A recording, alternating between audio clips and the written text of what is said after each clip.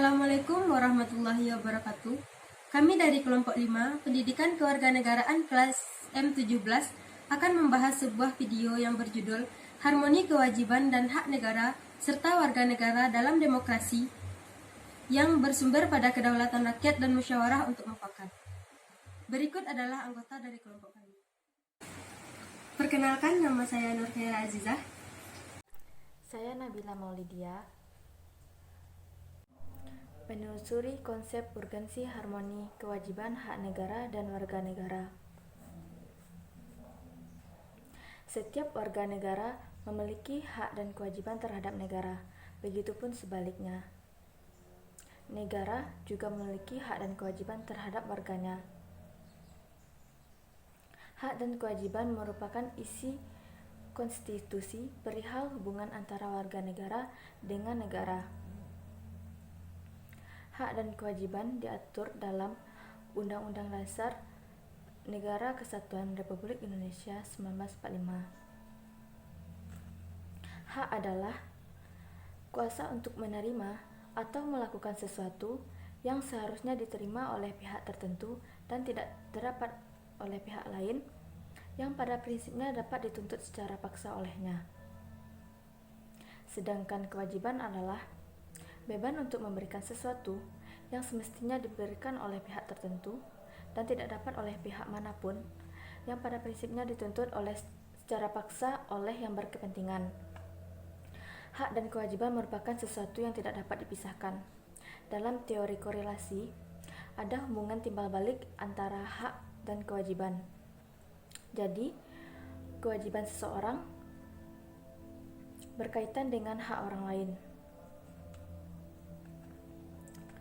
Mereka berpendapat bahwa kita baru dapat berbicara tentang hak dalam arti sesungguhnya jika ada korelasi itu. Hak yang tidak ada kewajiban yang sesuai dengannya tidak pantas disebut dengan hak. Hal ini sependapat dengan filsafat kebebasannya Mill 1996 yang menyatakan bahwa lahirnya hak asasi manusia dilandasi dua hak yang saling fundamental, yakni hak persamaan dan hak kebebasan.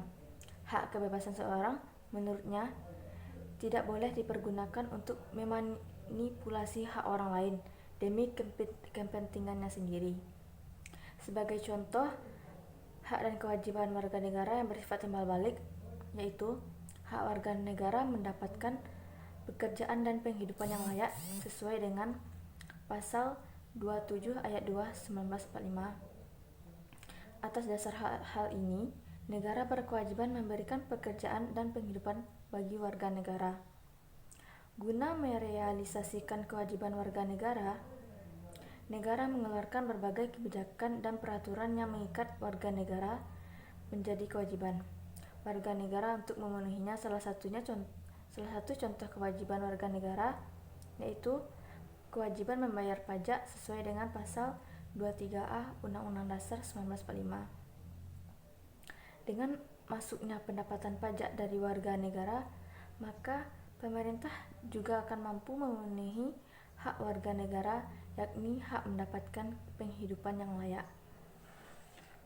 Perkenalkan, nama saya Nurliza dari kelompok 5. Pembahasan B.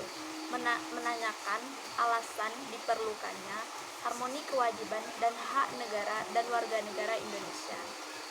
Hak dan kewajiban merupakan sesuatu yang tidak dapat dipisahkan. Akan tetapi, terjadi pertentangan karena hak dan kewajiban yang tidak seimbang, bahwa setiap warga negara memiliki hak dan kewajiban untuk mendapatkan penghidupan yang layak.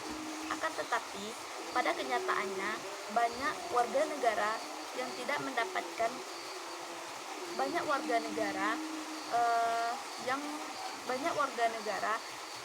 yang tidak mendapatkan kesejahteraan dalam penghidupannya. Untuk mencapai keseimbangan antara hak dan kewajiban dengan cara mengetahui posisi pada diri kita masing-masing.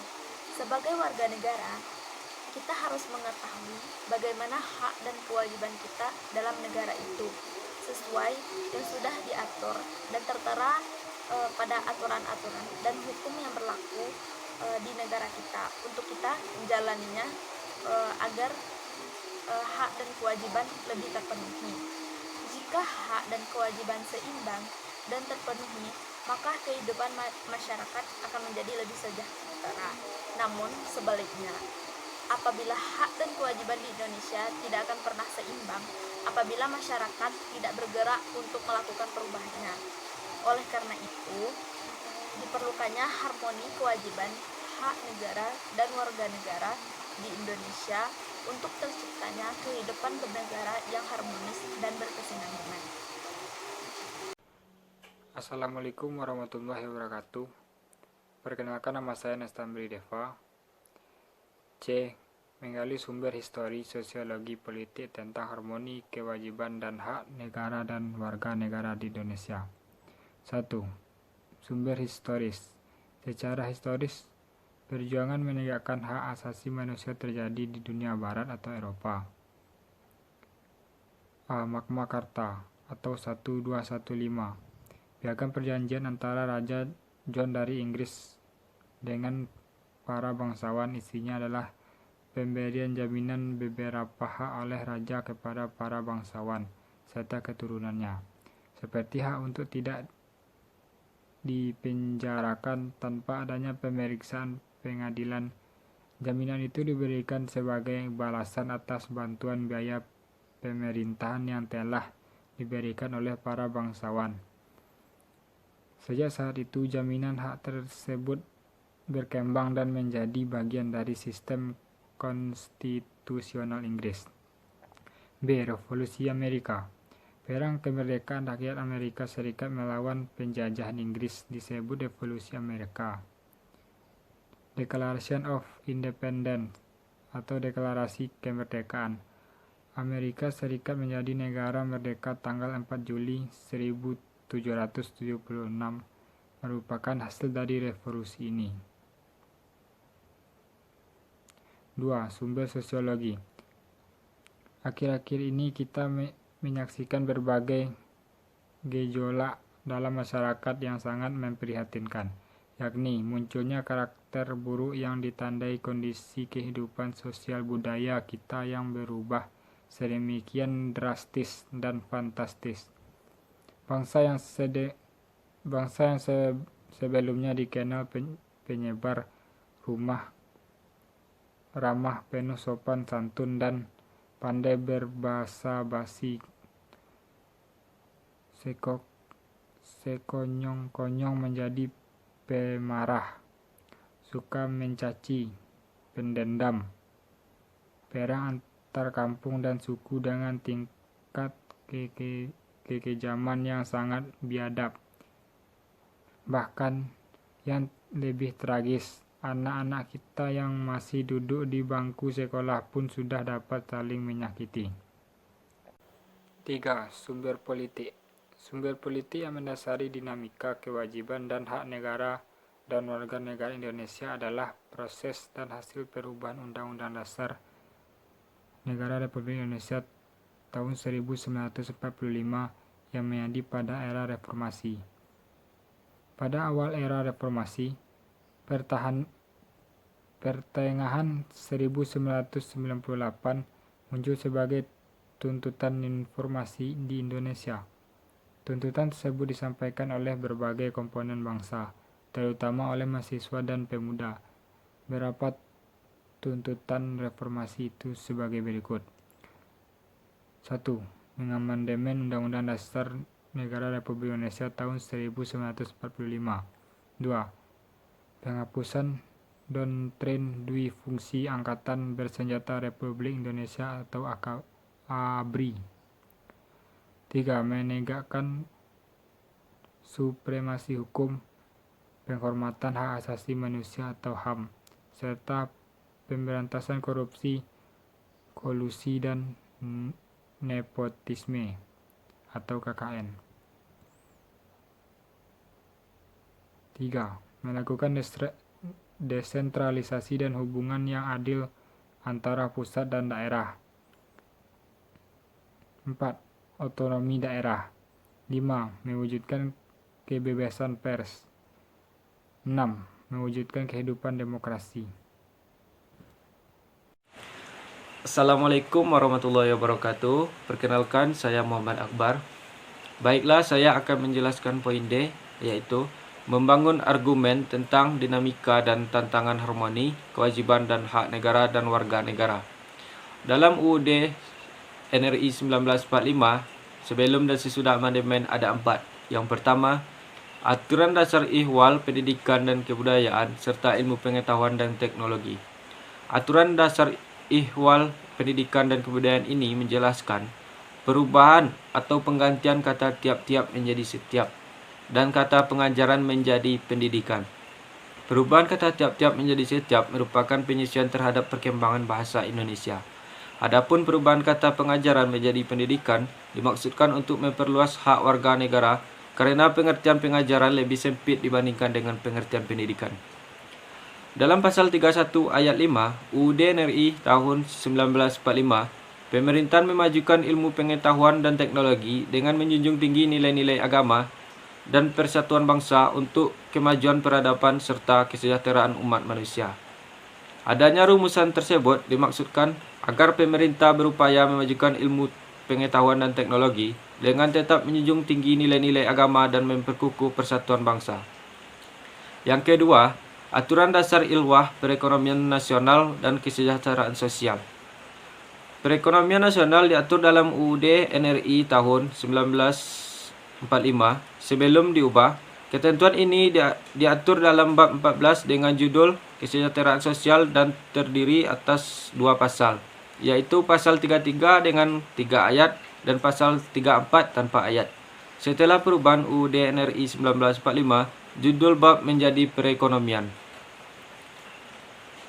Sebelum diubah pasal 34 UUD NRI 1945 ditetapkan tanpa ayat. Setelah dilakukan perubahan UUD NRI 1945, maka pasal 34 memiliki 4 ayat. Perubahan ini didasarkan pada kebutuhan meningkatnya jaminan konstitusional yang mengatur kewajiban negara di bidang kesejahteraan sosial. Adapun ketentuan mengenai kesejahteraan sosial yang jauh lebih lengkap dibandingkan dengan sebelumnya merupakan bagian dari upaya mewujudkan Indonesia sebagai negara kesejahteraan. Dalam rumusan tersebut terkandung maksud untuk lebih mendekatkan gagasan negara tentang kesejahteraan dalam pembentukan UUD NRI tahun 1945 dalam realita kehidupan bangsa dan negara Indonesia. Dalam pembukaan UUD NRI tahun 1945, perihal tujuan negara disebutkan melindungi segenap bangsa Indonesia dan seluruh tumpah darah Indonesia dan untuk memajukan kesejahteraan umum. Maka dalam pasal 34 UUD NRI 1945, upaya memajukan kesejahteraan umum lebih dijabarkan ke dalam fungsi-fungsi negara. Yang ketiga, aturan dasar ihwal usaha pertahanan dan keamanan negara. Upaya membela negara mengandung pengertian yang umum. Penerapannya adalah dengan memberikan hak dan kewajiban kepada warga negara dan usaha pertahanan dan keamanan negara. Salah satu faktor penting suksesnya revolusi kemerdekaan tahun 1945 dan perjuangan mempertahankan kemerdekaan yang terletak pada bersatu padunya kekuatan rakyat, kekuatan militer dan kekuatan kepolisian. Dalam perkembangannya, kemudian bersatu padunya kekuatan itu dirumuskan dalam sebuah sistem pertahanan dan keamanan negara yang disebut Sistem Pertahanan dan Keamanan Rakyat Semesta. Yang keempat, aturan dasar ihwal dan hak dan kewajiban asasi manusia. Aturan dasar perihal hak asasi manusia telah diatur secara detail dalam Undang-Undang NRI 1945. Diadoptnya rezim HAM yang detail dalam UUD NRI tahun 1945 menunjukkan bahwa Indonesia sebagai anggota Perikatan Bangsa-Bangsa bersungguh-sungguh melakukan penghormatan terhadap HAM. Sekian, terima kasih. Esensi dan urgensi, keharmonian, kewajiban dan hak warga negara dan hak bernegara. Undang-Undang Dasar Negara Republik Indonesia tahun 1945 tidak hanya memuat aturan dasar ikhwah kewajiban dan hak negara, melainkan juga kewajiban dan hak warga negara. Dengan demikian, terdapat harmoni kewajiban dan hak negara di satu pihak dengan kewajiban dan hak warga negara di pihak negara. Kebutuhan warga negara yang meliputi kebutuhan dan agama, pendidikan dan kebudayaan, perekonomian nasional dan kesejahteraan rakyat, serta pertahanan dan keagamaan. 1. Keagamaan. Bangsa Indonesia terkenal dengan bangsa yang religius. Kepercayaan bangsa kita kepada Tuhan Yang Maha Esa. Telah ada semesta yang persejarahan Indonesia dipengaruhi agama yang besar dan tanah air kita. Karena itu, dalam perkembangan bangsa ini mudah menerima penyebaran agama-agama besar, penyebaran agama-agama besar itu. 2. Pendidikan dan kebudayaan. Pendidikan dan kebudayaan merupakan dua istilah yang satu lain itu saling berkontrastasi sangat erat. Pendidikan adalah salah satu bentuk upaya perbudayaan melalui proses pendidikan kebudayaan, bukan saja dipromosikan dari generasi-generasi muda, melainkan dikembangkan sehingga mencapai deretan tertinggi. 3. Perekonomian nasional dan kesejahteraan rakyat. Sesuai semangat pasal 33 ayat 1 Undang-Undang Dasar 1945, asas perekonomian nasional adalah kekeluargaan. Kekeluargaan merupakan asas yang dianut oleh masyarakat Indonesia dalam berbagai aspek kehidupan, yang salah satunya kegiatan perekonomian nasional. 4. Pertahanan dan keamanan. Berdasarkan aturan dasar ikhwah pertahanan ini, menurut pasal 30 ayat 2 Undang-Undang Dasar 1945 bahwa usaha pertahanan dan keamanan rakyat semesta dilaksanakan melalui sistem pertahanan dan keamanan ini oleh Tentara Nasional Republik Indonesia. Sekian video pembelajaran dari kelompok kami. Apabila ada rekan-rekan yang ingin bertanya, dapat menulis pertanyaannya di kolom komentar. Terima kasih. Wassalamualaikum warahmatullahi wabarakatuh.